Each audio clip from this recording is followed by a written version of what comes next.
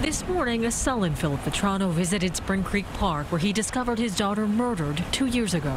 As he left, he didn't want to speak about the mistrial or the prospect of a retrial and reliving the nightmare of losing his daughter again. Suspect Channel Lewis's attorneys stopped short of calling the mistrial a win. How did he take the news? He's happy that he's not convicted.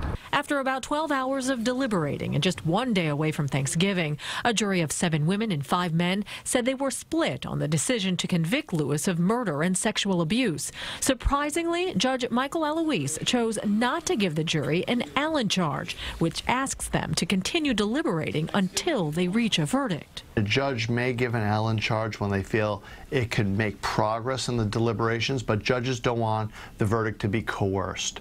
So a judge that feels that an Allen charge will be coercive will not give it. Stuart Slotnick, a defense attorney and former Brooklyn prosecutor, reviewed the state's case for us, which included DNA evidence linking Lewis to DNA found on Vetrano's neck, fingernails, and phone. He says jurors may have been hung up on the inexact science of DNA. DNA evidence doesn't say it's an exact match. It's a statistic.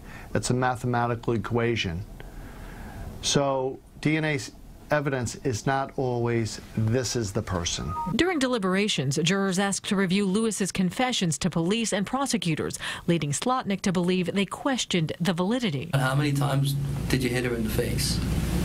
Around 5. The way he said that he hit her 5 times, but it took 5 minutes.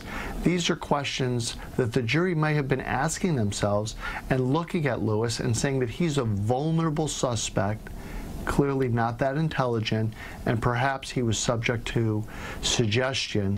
The Queens District Attorney's Office says it plans to retry the case. In the newsroom, Hazel Sanchez, CBS 2 News.